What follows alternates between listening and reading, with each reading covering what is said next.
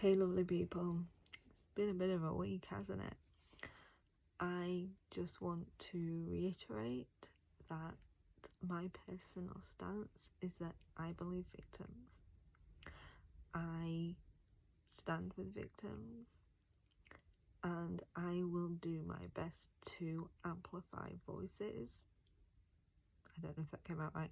Amplify voices of people speaking out, specifically other professionals in the industry, whether that's them saying what their stance is, whether that's what their boundaries are, whether that's them just saying they stand with people.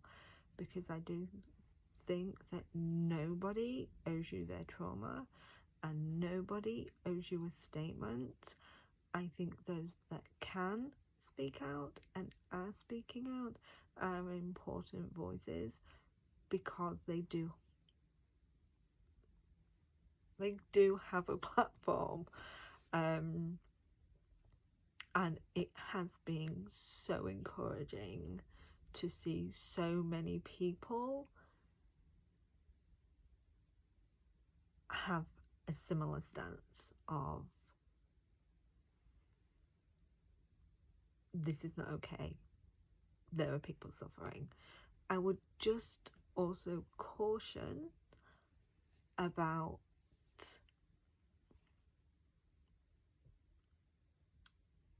mean for mean's sake.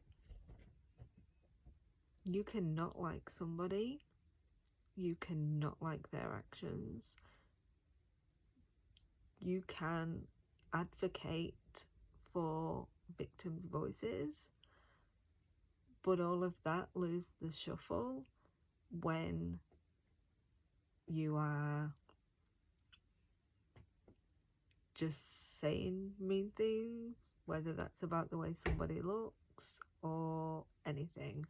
I think let's stick to what the main issue is and not just turn it into name calling and just being mean. I'm not here for that. That being said, I have had people ask what they can do about books that they own, what they can do about reviewing, what we can do going forward, and I am by no means the person with all of the information. I am by no means the loudest voice in this conversation. I have tried to be amplifying and what my personal sense is, but I am not, anybody. But even with the small platform that I have, I do think for me and in the situation that I'm in, that I do have a voice and I am going to use that voice. And if that helps one person to feel that they are not alone, that they are being believed, that there's somebody safe that they can go to, then I am more than happy with that. So going forward, what do we do? How can we do it? So these are all what I think I'm going to do, and don't forget this is all a rolling thing. New information is coming in every day. We are in this sort of grind right now of information is coming in, we're processing it and we are reacting, and a lot of that reaction is a sudden reaction. And I think when things start to kind of even out, we will have a greater sense of how to move forward. But being said, so audiobooks we already own. If you are wanting to make a stance but have not felt yourself as a victim or a survivor, if that's how you want to view yourself, of this situation, whereas listening to his voice is not going to be triggering for you, then I think you own the books. Listen to them. It's fine. Look, there's a series that I absolutely adore. He is a part of the project. That series will be taken from my cold dead hands.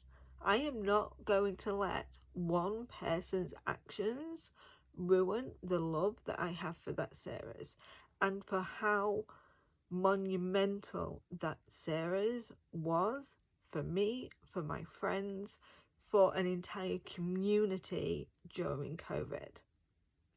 No. He is not going to do that. No, he's not.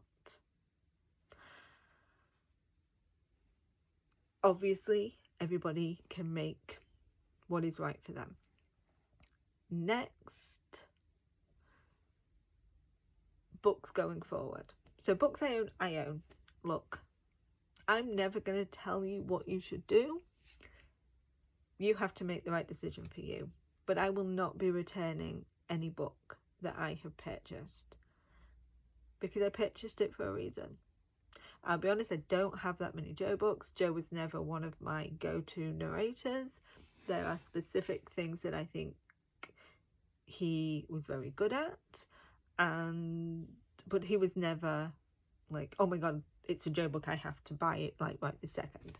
So my situation is obviously different to people that wasn't, that where he was that go-to for them. I'm not returning them. If it's within a week of release, it would harm the authors financially.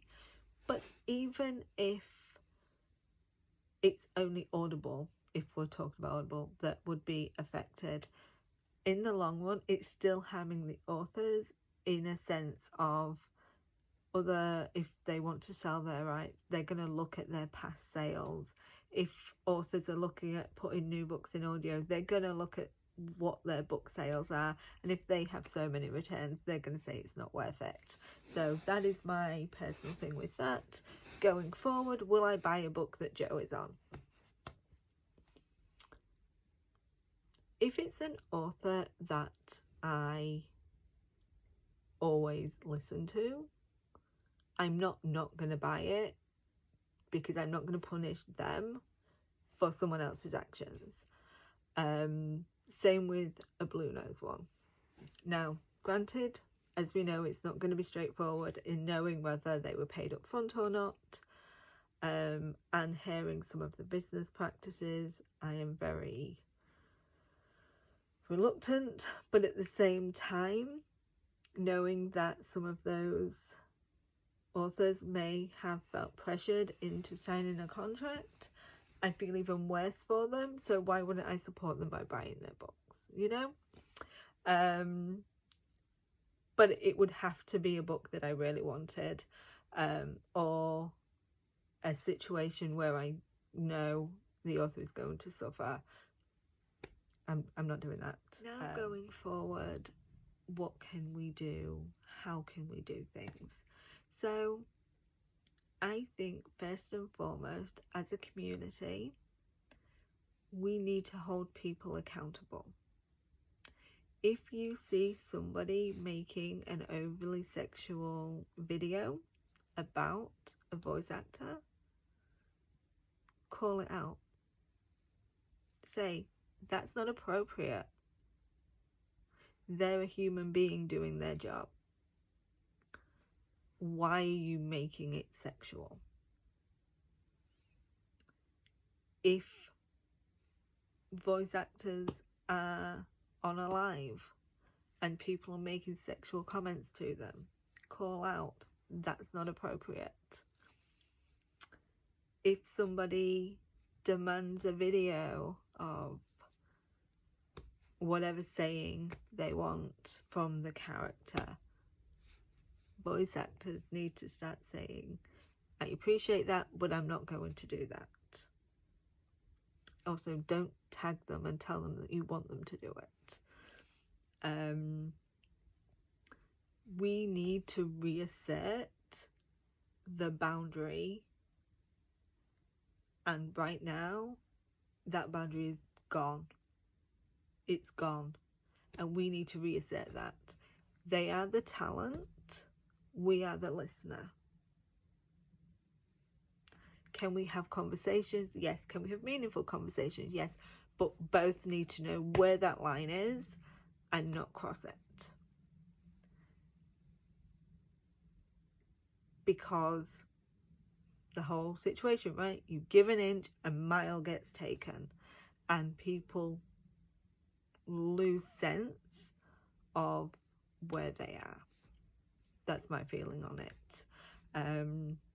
If you don't want to support somebody, unfollow their social media.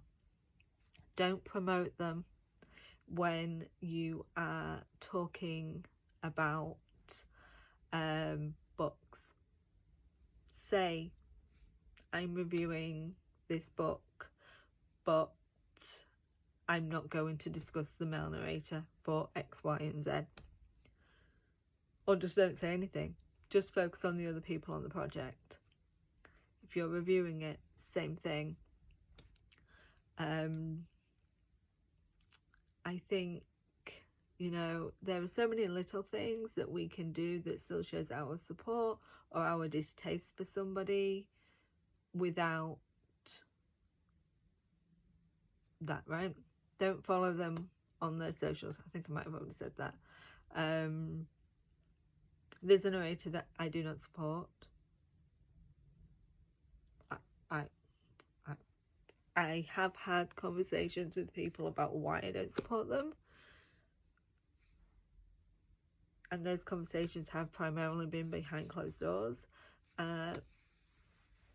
Maybe those conversations need to start coming out to the open.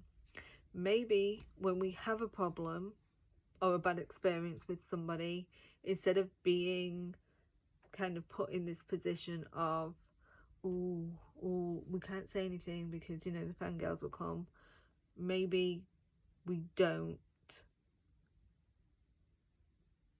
have it so that that's the way the community works.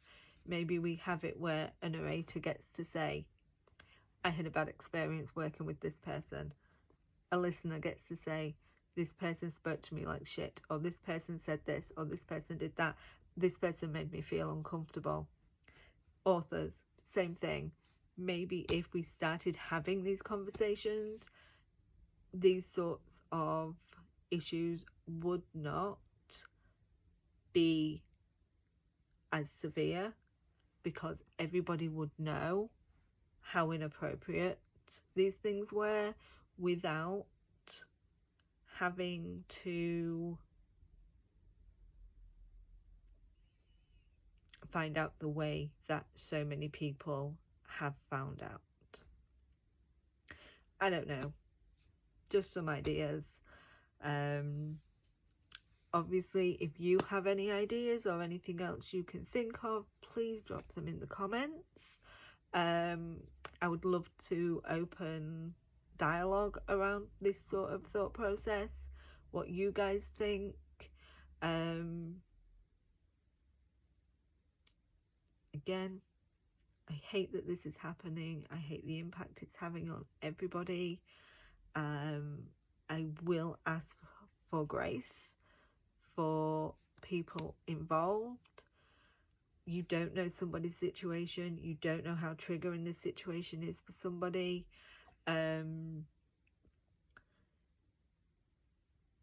You also don't know the friendships that have found something out about their friend that they never expected.